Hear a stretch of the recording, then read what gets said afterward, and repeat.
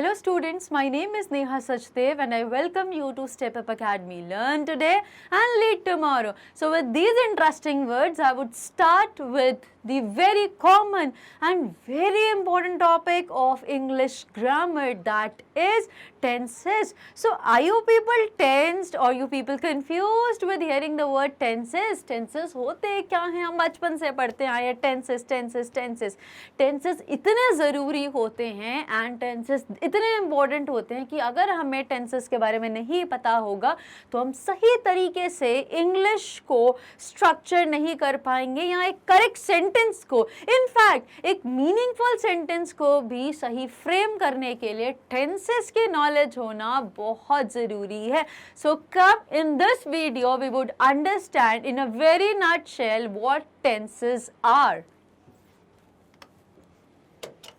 Now सबसे पहले मैं आपको हिंदी में समझाती हूँ कि टेंसेस होते क्या हैं. तो टेंस को हिंदी में हम काल बोलते हैं. काल मीन्स समय. जो टेंसेस वर्ड है वो डिराइव किया गया है लैटिन के वर्ड टेम्पस से, जिसका मतलब होता है टाइम. तो टेंस टाइम. अब टाइम क्या? तो एक्शन को, वर्ब को, क्रिया को जब हम टाइम के हिसाब से, हम एक क्लॉक के हिसाब से डिफाइन करते हैं या डिवाइड करते हैं तो उनको बोलते हैं टेंसेस. तो इस बहुत सिंपल सी डेफिनेशन से हम टेंसेस को समझने की कोशिश करते हैं. So tense denotes the time of an action. क्या बताता है tense? Time of an action. Action कितने बजे हुआ, एक्शन कितने समय हुआ, बीते हुए समय में हुआ, अभी अभी हुआ, अभी हो रहा है, हुआ होगा, हो चुका होगा, ये सब क्या होते हैं? सो टेंस क्या डिनोट करते हैं? पहली चीज, they denote the time of an action. कितने बजे एक्शन हुआ, as well as the state of a person या स्टेट ऑफ एन एक्शन. अब एक्शन का भी स्टेट हो सकता है या पर्सन का भी स्टेट हो सकता है. मतलब एक्शन का स्टेट, वर्ब का स्टेट क्या है, उसका फॉर्म क्या है. क्या वो वन टाइम होता है, क्या वो फ्रीक्वेंटली होता है, या फिर वो हो रहा है, या फिर वो कंप्लीट है, या वो होता रहा है और अब कंप्लीट है, या अभी भी हो ही रहा है. क्या है ये? तो that is state of action और स्टेट ऑफ अ पर्सन. अब स्टेट ऑफ अ पर्सन क्या होता है? एक पर्सन की, एक सब्जेक्ट की स्टेट क्या है. फॉर एग्जाम्पल कोई एक फिक्स्ड एक्टिविटी बताने के लिए जो एक पर्सन को परटेन करती है वो होता है हमारा state of a person. For example हम किसी को बोलते हैं ना he is mental, he is mental, तो वो क्या है? वो स्टेट ऑफ अ पर्सन है. पर्सन किस फॉर्म में है, पर्सन किस मोड में है. For example I am your verbal trainer. तो मैं कौन हूँ, मेरा स्टेट ऑफ बीइंग क्या है? That is verbal trainer.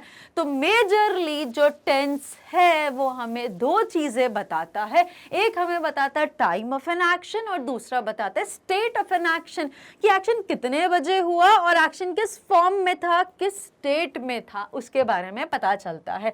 Now majorly tenses को तीन टाइप्स में डिवाइड किया गया है. सबसे इंपॉर्टेंट होता है प्रेजेंट टाइम, दूसरा होता है पास्ट टाइम और तीसरा होता है future time. Now present time को हम हिंदी में वर्तमान काल बोलते हैं और बीते हुए समय को इंग्लिश में पास्ट टेंस और हिंदी में भूतकाल बोला जाता है, और आने वाले समय को इंग्लिश में फ्यूचर टेंस और हिंदी में भविष्य काल बोला जाता है. Now present, past and future, इन तीन टेंसेस को टेंस एक्शन के स्टेट के अकॉर्डिंग चार एस्पेक्ट्स में, चार फॉर्म्स में सब डिवाइड किया गया है. तो एक्शंस को दैट इज वर्ब को जब हम टेंस के अकॉर्डिंग डिफाइन करते हैं तो हमारा टेंसेस बन जाता है. बट यहाँ पर हम क्या पढ़ रहे हैं, ये जो चार चीजें दिख रही हैं ऊपर वाले हॉरिजॉन्टल ब्लॉक में, ये डिफाइन करती हैं कि स्टेट ऑफ एक्शन क्या था. तो वो इंडेफिनाइट फॉर्म में था, सिंपल फॉर्म में था, प्रोग्रेसिव में था, कॉन्टिन्यूअस में था, परफेक्ट था या परफेक्ट कॉन्टिन्यूअस फॉर्म में था, या परफेक्ट कॉन्टिन्यूअस स्टेट में था. नाउ बहुत सारी जगह पर सिंपल को इंडेफिनाइट भी बोला जाता है, विच आर एब्सोल्युटली राइट। आप कोई भी फॉर्म बोल सकते हो, either of one is correct. तो पहला क्या है, present simple, you can say simple present tense और you can say present indefinite tense. ये क्या बताता है कि एक्शन होता है, बस ये पता चलता है। अब वो रूटीन एक्टिविटी हो, रेगुलर एक्टिविटी हो, हैबिचुअल एक्टिविटी हो, रेयर एक्टिविटी हो, वो एक दिन में 1000 बार हो या 1000 साल में एक बार हो, ये सब कवर होता है इस broad category of simple present tense या प्रेजेंट इंडेफिनाइट टेंस, जिसका रूल होता है सब्जेक्ट प्लस वर्ब। ये तो बेसिक सेंटेंस का रूल ही होता है, सब्जेक्ट प्लस वर्ब। अब सब्जेक्ट प्लस वर्ब, तो यहाँ पर वर्ब कौन सी है, first form of the verb. Verb के मेजरली 3 फॉर्म्स होते हैं, प्रेजेंट फॉर्म, पास्ट फॉर्म और फ्यूचर फॉर्म नहीं होता, present, past and participle form of the verb.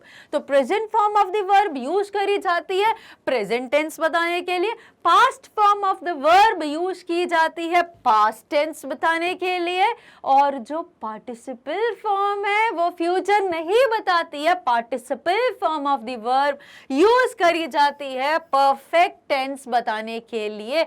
तो third form of the verb क्या होता है, so third form of the verb होता है पार्टिसिपल फॉर्म, जो बताती है एक्शन के बारे में कि एक्शन कंप्लीट था, परफेक्ट था, डन है एक्शन, जिसको हिंदी में हम बोलते हैं चुका था, चुका है, चुका होगा, एक्शन डन। मैं बाजार जा चुकी थी जब वो मेरे घर आया, तो उसके आने से पहले एक्शन कंप्लीट था, डन था, परफेक्ट था।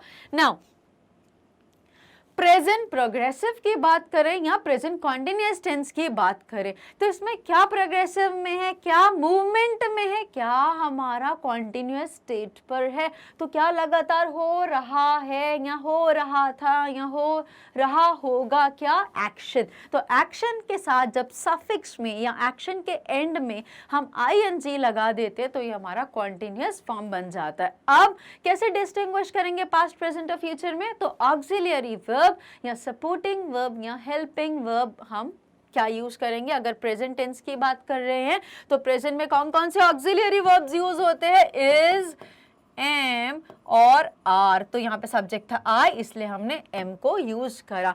अगर यहाँ पे ही होता तो इज होता, और प्लूरल सब्जेक्ट होता तो वी या दे होता। सिमिलरली अगर हम बात करें पास्ट कॉन्टिन्यूअस या पास्ट प्रोग्रेसिव की, तो क्या होता है, एक होता है वॉज और दूसरा होता है वर। अब सब्जेक्ट सिंगुलर है तो वॉज का यूज होगा, और सब्जेक्ट प्लूरल है तो वर का यूज होगा, और वर्ब ing फॉर्म के साथ plus object. Similarly future tense की बात करेंगे तो इसमें कुछ भी चेंज नहीं होता, इररिस्पेक्टिव ऑफ द सब्जेक्ट, चाहे सब्जेक्ट सिंगुलर हो या फिर सब्जेक्ट हमारा प्लूरल हो, हम सभी सब्जेक्ट्स के साथ कॉमनली विल बी यूज करते हैं एज एन ऑक्सिलियरी, हेल्पिंग या supporting verb to support ing form of the verb या continuous form of the verb या progressive form of the verb.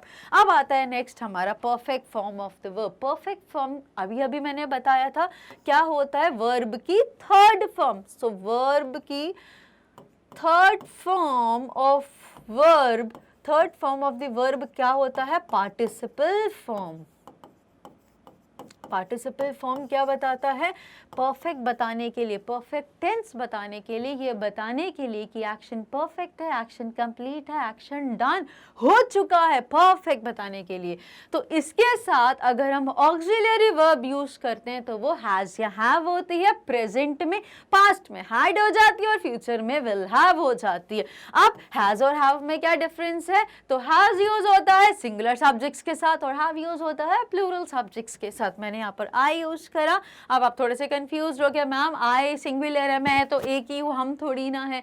But has और हैव में क्या डिफरेंस होता है, आई यू आई ये सिंगुलर कैटेगरी में क्यों कंसीडर करे जाते हैं, ये जानने के लिए कुछ और कमिंग वीडियोस में प्लीज आप देखते रहिए। आई हैव लर्न टुडे, मैं आज पढ़ चुका हूँ, आज का काम हो चुका है, परफेक्ट है, डन है।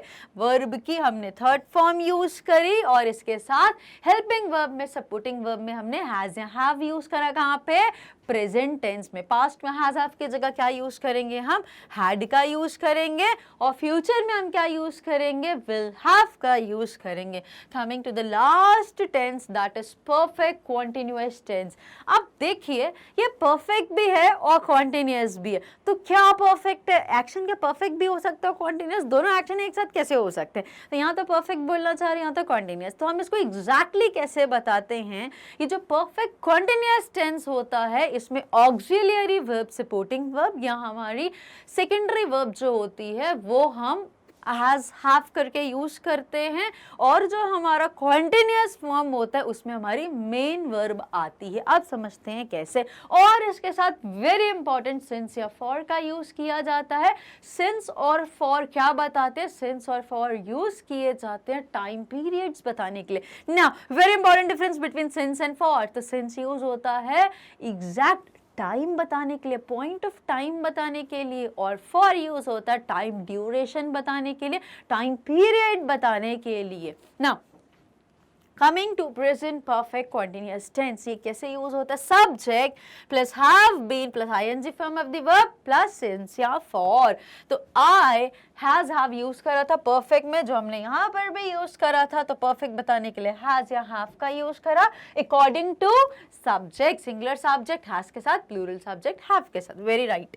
तो सब्जेक्ट प्लस हैज और हैव प्लस वर्ब आएगी ING, but I have learning नहीं होता है, जो कॉन्टिन्यूअस एक्शन होता है उसको हम सपोर्ट करते हैं और परफेक्ट सेंस में बीन लगाया जाता है। बी की third form be, being, been, be double E N का यूज किया जाता है। तो हैज बीन या हैव बीन आएगा depending on the subject used in the sentence. तो I have been learning, I have been learning for 30 minutes, मैं आधे घंटे से याद करता या पढ़ता आ रहा हूँ, मतलब मैं कहीं चल के आ रहा हूँ। No it's not like that, but इसका मीनिंग, लिटरल मीनिंग ये होता है कि कोई एक्शन एक बीते हुए एक फिक्स्ड टाइम से होता आ रहा है, कंप्लीट नहीं हुआ और अभी भी प्रोग्रेस में ही है।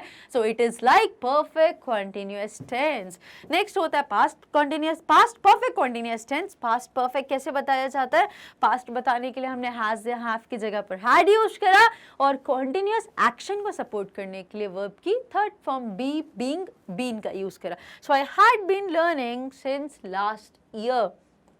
सिमिलरली जो लास्ट वाला पार्ट है हमारा फ्यूचर परफेक्ट कॉन्टिन्यूअस, ये बहुत ज़्यादा प्रैक्टिकली यूज नहीं होता, बट येस गाइज आपको पता होना चाहिए कि इसका सेंटेंस फॉर्म होता कैसे है। और ये क्या बताता है कि कोई एक्शन बीते आने वाले समय में, भविष्य में, फ्यूचर में हो चुका होगा और फिर लाइक कॉन्टिन्यूअस होगा। फाइन, तो कैसे बताएंगे हम, फ्यूचर बताने के लिए विल हैव का यूज करा, कॉन्टिन्यूअस वर्ब को सपोर्ट करने के लिए बीन का यूज करा और सिंस और फॉर लगा दिया। So it is like I will have been learning for 1 hour. कोई एक्शन एक लंबे समय से हो रहा होगा with respect to another time. Now let's immediately read the all different 12 types of tenses based on their aspects. So I learn every day, मैं रोज पढ़ती हूँ। कोई एक्शन रोज होता है, सिंपल प्रेजेंट टेंस या present indefinite tense. I am learning now, मैं अभी पढ़ रही हूँ, कोई एक्शन अभी पॉइंट ऑफ टाइम में हो रहा है, कॉन्टिन्यूअस है, प्रोग्रेसिव है। I have learned today, मैं आज पढ़ चुकी हूँ, आज वाले टाइम में एक्शन कंप्लीट है या परफेक्ट है। Next, I have been learning for 30 minutes, मैं पिछले आधे घंटे से पढ़ते आ रही हूँ, पिछले आधे घंटे से कोई एक्शन होता आ रहा है। Next is past tense, I learned yesterday, ये learned को कुछ जगह पे learnt भी बोला जाता है, LEARNT, which is absolutely right to say। इसके दो फॉर्म्स होते हैं, या तो हम सफिक्स में ED लगा दें या फिर हम सफिक्स में T लगा दें। I learned it yesterday, मैंने कल पढ़ा, एक्शन बीते हुए समय में हुआ, प्रेजेंट में कोई रेलेवेंस नहीं, पास्ट में ही हुआ और कंप्लीट हो गया। I was learning yesterday, कल कोई एक्शन हो रहा था, बीते हुए समय में कॉन्टिन्यूअस था, प्रेजेंट में कोई रेलेवेंस नहीं है। I had been learning before you came yesterday, I had been learning before you came yesterday. आपके कल आने से पहले मैं ये एक्शन कर चुकी थी. Then I had been learning since last year. I had been learning since last year. मैं पिछले 1 साल से पढ़ते आ रही हूँ. Next is future. I will learn tomorrow. मैं कल पढ़ूंगी या कल याद करूंगी. I will be learning at 1 tomorrow. मैं कल 1 बजे ये कर रही होंगी. एक्शन फ्यूचर टाइम में कोई एक्शन हो रहा होगा. Next is I will have learned by 3 tomorrow. मैं कल के जब 3 बजेंगे दोपहर के I will have learned by XYZ time. तो कल उतने बजे से पहले एक्शन हो चुका होगा, कंप्लीट होगा, डन होगा. Last is I will have been learning for 1 hour. मैं 1 घंटे से कोई एक्शन करती आ रही होंगी. So this is how it reads like different 12 types of tenses. So that's all for today's video. Now come guys, let's understand more about the Step Up Academy. So if you guys like the information today, so please do mention in the Step Up Academy's app, जिसका नाम है www.stepupacademy.ind.in, stepupacademy.ind.in. और हमारे इन courses के बारे में और additional जानकारी जानने के लिए हमारे चैनल को do like, share and subscribe. Thank you very much guys for viewing the channel.